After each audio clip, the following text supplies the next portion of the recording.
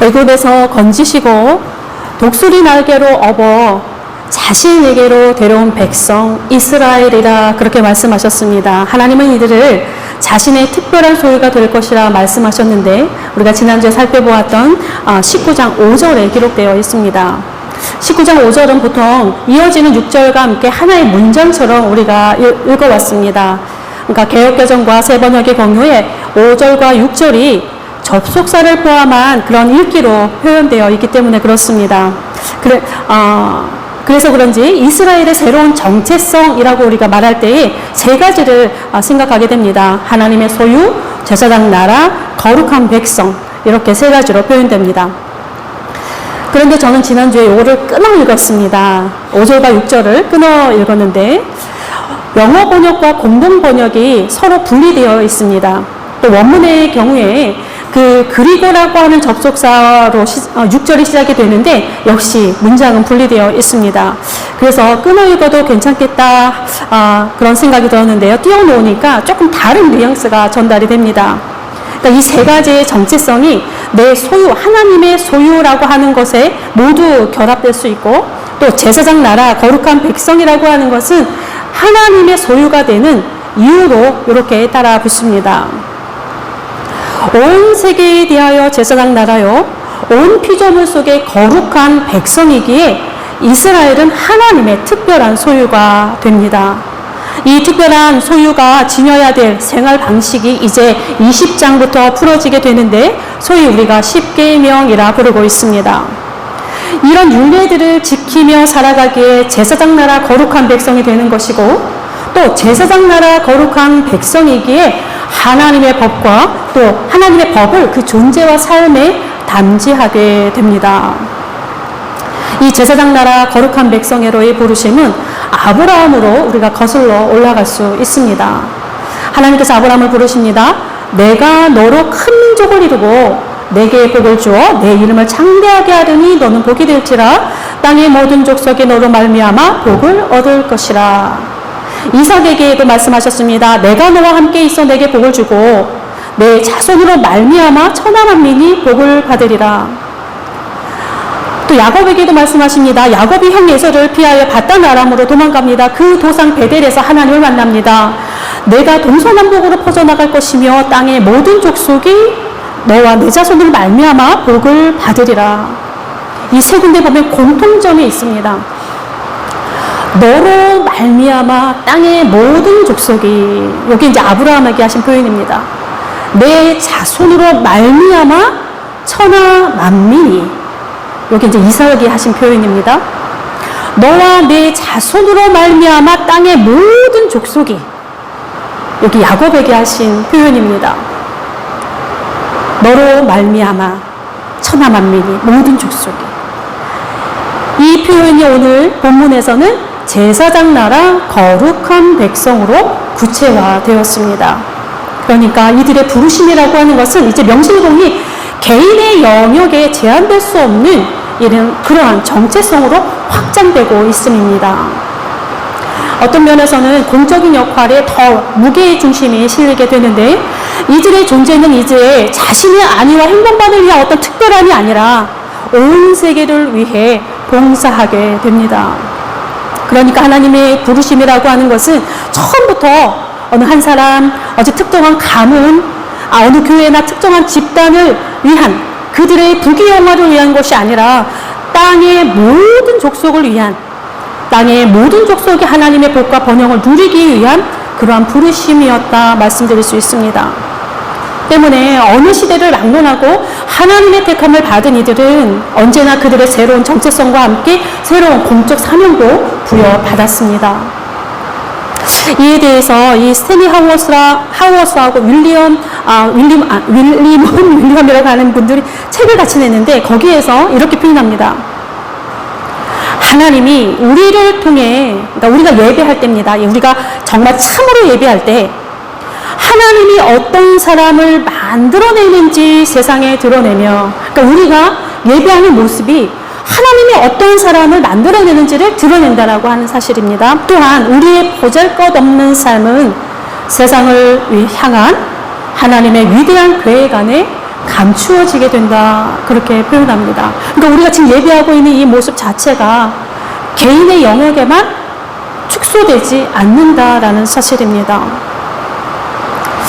20장은 그리고라고 하는 접속사로 시작을 합니다. 한글 성경에는 없습니다. 네, 현대인의 성경에서만 그 후에 이제 이 말이 그리고를 대신하고 있는데요. 한글 성경에는 없습니다. 근데 원문의 분위기를 살려 읽으면 그리고라고 하는 접속사가 시작이 되고 있습니다. 그러니까 오늘 우리가 19장 16절에서 19절까지의 본문을 먼저 읽었는데요. 그 구절과 함께 20장 1절이 이렇게 따라 붙는다 생각하시면 분위기가 자연스럽게 형성이 됩니다. 그러니까 20장의 전경이 바로 오늘 먼저 읽었던 19장 16절에서 19절까지의 본문이다라고 생각하시면 되겠습니다. 그러니까 자신을 정결하게 하며 기다린 셋째 날에 이스라엘은 하나님 앞에 신의 상을 향하여 서게 됩니다. 이들의 발 아래에는 산에 오르지 못하도록 하는 경계가 표시되어 있고 모두 다 이를 넘어서지 않습니다. 그 경계선에 나란히 서 있습니다. 산 정상을 바라보니 빽빽한 구름에 내려앉아 있고 창공을 뒤흔드는 우레소리가 울리고 또 번쩍이며 또 발라지는 그런 번개가 보여집니다. 그 장면만으로도 무엇인가 거스르지 못할 두려움이 이스라엘에게 임한 것을 우리가 알 수 있습니다. 곧이어 나팔소리가 크게 울리면서 오늘의 본문이 시작되고 있습니다. 하나님이 이 모든 말씀으로 말씀하여 이르시되 나는 너를 애굽 땅 종되었던 집에서 인도하여 낸 내 하나님 여호와니라. 우리가 자녀에게 전화를 걸 때 어떻게 하십니까? 통화 연결이 되자마자 엄마인데 아빠인데 이렇게 말씀하시죠. 또 우리가 업무상으로 공식적으로 전화할 때 자신의 직함을 밝히거나 자신의 이름을 분명히 밝힙니다. 그렇게 이야기를 시작하는 그런 모습과 같은데요. 내가 누구인지 밝히는 것은 이제 내가 해야 할 이야기에 대한 권위의 토대가 됩니다. 누구의 말이냐라고 하는 것은 우리의 일상생활에도 상당히 많은 영향력을 행사하게 되는데 여기서 독특한 것은 하나님이 자신이 누구인지를 밝히는 이 첫 마디가 당신의 행위에 있다라고 하는 점입니다. 그 행위에 방점을 찍고 있습니다. 강조하고 있습니다. 아브라함과 이삭과 야곱에게는 나는 전능한 하나님이다 이렇게 말씀하셨고 모세에게는 나는 스스로 있는 자라 이렇게 표현하셨는데 오늘 이스라엘 공동체에게는 자신이 무슨 일을 했는지에 대한 행위를 먼저 밝혀주고 있습니다. 사실 이 문장 20장 1절에서 2절까지의 문장은요 성경에서 자주 만나게 되는 구절입니다. 창세기를 제외하고 하나님의 말씀이 선포될 때 구약에서는 항상 서두를 여는 공식구처럼 사용됩니다. 애굽 땅 종 되었던 집에서 인도하여 낸 내 하나님 여호와니라. 이 애굽 땅 종 되었던 집, 이 표현에서 이 애굽 그리고 종이라고 한 단어는 마치 음과 양의 한 쌍처럼 어울립니다. 권력과 풍요의 정점이었던 애굽입니다. 그 땅에서 떨어지는 부스러기를 양식 삼으면서 제국의 마천루를 지었던 노예들입니다. 이들을 그곳에서 구원하신 분이 바로 여호와 하나님이라고 하는 것. 이들이 고단했던 역사적 정황과 함께 제사장 나라 거룩한 백성들의 이야기가 시작되고 있다는 점입니다. 3절부터는 우리가 잘 아는 율법의 핵심 10계명입니다. 본문에는요 10계명이라고 한 단어가 없습니다. 그런데도 우리가 10계명이라고 부르는 것은 출애굽기 34장 28절에 기인한 것인데요. 거기에 이런 구절이 있습니다. 여호와께서는 그 언약의 말씀 곧 10계명을 그 판들에 기록하셨더라. 여기 이제 34장에 나옵니다. 그리고 요거를 10계명이라고 번역된 것을 원문으로 직역하여 읽으면 이렇습니다. 10개의 말들, 그 표현을 10계명으로 이제 번역을 합니다. 이 열이라고 하는 표현, 이 사전적인 의미에서는 별다른 특별함은 없습니다. 상징적인 뭐 어떤 중요한 것도 없습니다. 근데 독특한 것이 좀 특이한 것이 있습니다. 이 10계명 하면 굉장히 우리가 신앙에 있어서 중요한 부분으로 이렇게 자리 잡고 있는데 이 열이라고 하는 단어를 해석함에 있어서 굉장히 많은 분량을 사전이 풀어주고 있는데 대부분의 내용이 11조에 관한 내용이에요. 그걸로 가득 차 있습니다. 십계명 때문에 열을 찾아봤더니 11조라고 하는 내용이 나옵니다. 이 11조라고 하는 것은 사실 이스라엘만이 가진 독특한 관습은 아닙니다. 애굽과 메소포타미아에서도 일상적으로 행해졌던 그러한 관습입니다. 그러니까 어떤 신앙, 어떤 신뢰를 표현하는 그런 모습이었던 것 같습니다. 재미있는 것은 이 구약에서 11조가 가진 전망과 십계명이 묘하게 닮아있는 그런 점입니다. 십계명과 11조는요, 모두 하나님을 향한 것과 사람을 향한 것, 이 두 가지의 측면이 조화롭게 존재하고 있다는 점과 특히 자신의 것을 구별하여 떼는 그런 특성을, 본질적인 특성을 가지고 있고 또 자발적인 기쁨으로 참여하게 된다라고 한 점입니다. 근데 이 자발적인 참여가 어디서부터 출발하느냐? 하나님이 자신에게 베풀어준 은혜, 그러니까 하나님의 행위에서 출발하고 있습니다. 또한 이 두 가지의 최종 목적지가 같습니다. 하나님의 나라입니다. 구체적으로는 인간 공동체의 공공의 유익, 공동선을 향하고 있습니다. 이 가톨릭과 개신교의 십계명은 조금 다릅니다. 이 개신교, 오늘 우리의 본문, 우리가 알고 있는 십계명을 기준으로 하면 가톨릭에서는 이 계명이 없습니다. 그러니까 형상에 대한 계명이 가톨릭에는 없습니다. 대신 마지막 10번째 계명이 이렇게 두 개로 나누어져 있습니다. 이웃의 아내, 이웃의 소유를 이렇게 분리해서 해서 10계명이 되는데요. 루터교가 가톨릭의 십계명과 같은 것을 사용합니다. 근데 서로 다르게 된 이유는 이게 원래 절구분이 없었잖아요. 그죠? 또 하나는 1, 2, 3, 4의 번호가 없습니다. 그러다 보니까 이걸 분류하다 보니까 이런 차이가 생깁니다. 그러나 전체의 본문으로는 같습니다. 자, 이 십계명. 마틴 루터가 대유리 문답에서 이렇게 이야기했습니다. 십계명을 온전히 아는 사람은 성경 전체를 아는 것이다. 이렇게 표현했는데요.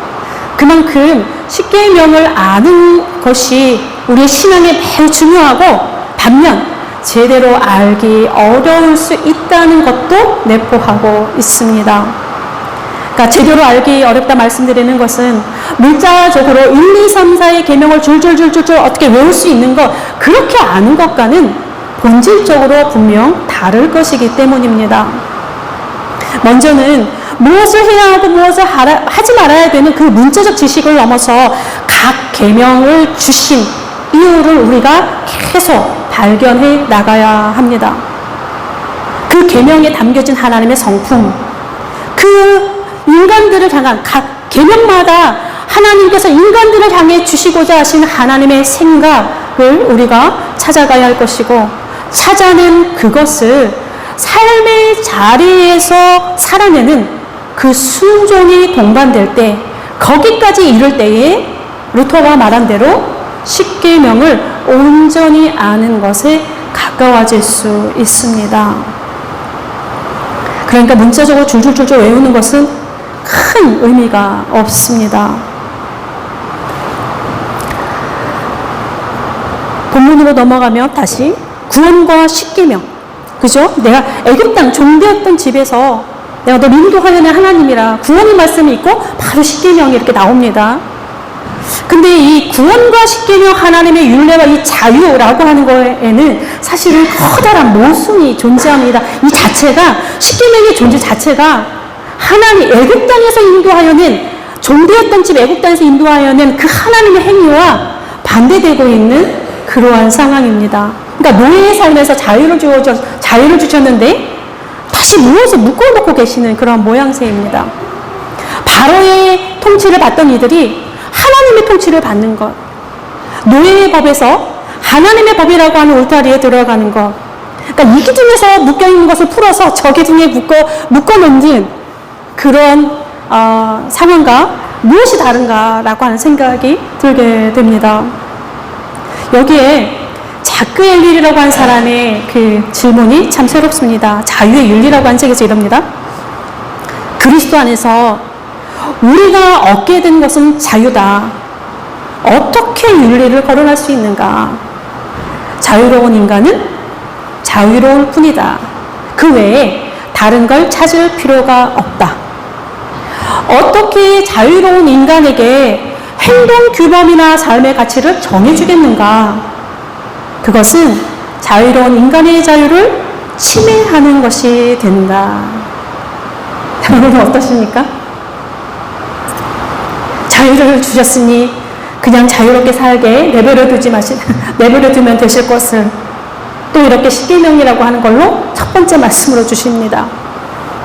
엘릴은 또 이렇게 얘기합니다. 이어서 자유와 윤리의 모순이 분명하다. 그러나 자유로운 인간만이 하나님을 따를 수 있다. 그 모순은 설명할 수도 없고 해결할 수도 없는 역설적인 삶인 것이다. 엘릴은 모순과 역설이라고 하는 단어로 이 자유와 다시 묶이는 이 문제를 해결하고 있는데, 자유자가 된 우리가 왜 하나님의 법에 다시 묶여야 하는지, 자유자가 된 우리가 왜 하나님의 법에 순종해야 하는지 우리가 깊이 생각해 볼 일입니다. 우리가 소소하게는 왜 우리가 꼬박꼬박 여기 와서 예배를 드립니까? 한 주 걸으면 왠지 이상하지 않습니까? 그렇죠? 왜 내가 나의 피와 땀이 담긴 이 아까운 돈을 헌금이라고 하는 이름으로 교회에 내는지, 왜 내가 곤고한 자들에게 삶의 곁을 내어주면서 내 주머니를 털어내고 있는지, 왜 내가 알지도 못하는 이들을 위해 그들의 배고픔을 걱정하고, 왜 내가 나를 기억해 주지도 못할 사람들의 그 너덜너덜한 옷을 바꿔주려고 하는지, 왜 내가 고맙다는 말 한마디 돌려받지 못할 다른 사람들의 미래를 위해 걱정하며 기도하는지, 왜 내가 자유로운 자가 되었는데 다시 하나님의 법에 스스로 묶인 자로 살아가려 하는지, 왜 내가 오늘 이 자리에서 그것을 고민하는지 우리가 깊이 씨름해야 되는 그러한 주제들은 아닌가 생각을 해봅니다. 선물로 주신 새로운 한 주간이 시작되었습니다. 이번 한 주간에도 우리의 시간 속에서 제사장 나라 거룩한 백성이라고 하는 이름을 주셔서 거기를 끝나면 좋은데 그것과 함께 동시에 주신 새로운 삶의 가치와 삶의 방식들을 자꾸 듣게 하시는데, 이 하나님의 말씀을 우리의 삶의 자리에서 우리가 고민하실 수 있기를 바랍니다. 자유자로 우리를 구원하신 이가 다시 당신의 법에 묶으시는 이 모순, 우리가 해방되었으나 다시 스스로 우리를 묶으며 살아가는 우리 자유의 역설적인 이 삶과 더불어서 하나님은 누구시고 나에게 무엇을 행하셨으며 나에게 어떤 일이 일어났는지 다시 한번 들여다보실 수 있는 한 주간이 되기를 바랍니다. 그 안에서 승리하시고 그 안에서 세상이 알지 못하는 새 힘을 얻으실 수 있기를 바랍니다. 기도하겠습니다. 애굽 땅 그 종되었던 집에서 우리를 구원하신 아버지 하나님, 오늘도 감사드립니다. 진정한 자유자로 새로운 가치로 새로운 피조물이 되어 살아가기를 소원합니다. 그러면서도 우리는 바벨탑에서 떨어지는 부스러기의 마음이 쏠리고 우리의 수고로운 열심은 또 다른 제국의 마천루를 짓고 있는 것은 아닌지 두렵습니다. 끊임없이 애굽을 탈출하는 백성이 되게 하시고 제사장 나라 거룩한 백성다운 삶을 가꾸며 살아갈 수 있도록 도와주옵소서. 주의 율례들을 배우며 하나님의 마음을 알아가게 하시고 주의 율례들을 기억하며 우리를 향한 하나님의 생각을 발견하게 하옵소서. 폭우로 인하여 많은 이들의 생명을 잃고 삶의 터전이 휩쓸려 나갔습니다. 주님, 이들의 눈물을 닦아주시며 지친 무릎에 새 힘을 부어 주옵소서. 주님, 우리의 선생님들이 그리고 우리의 사랑하는 아이들이 모두 건강하게 웃을 수 있는 교단을 회복할 수 있도록 도와주옵소서. 보잘것없는 우리의 삶을 하나님의 크신 계획 속에 담아 주시고 우리의 모임과 우리의 예배가 하나님이 어떤 사람을 만들어내는지 드러나게 하옵소서. 자유로 우리에게 오시는 예수 그리스도의 이름으로 기도드립니다. 아멘.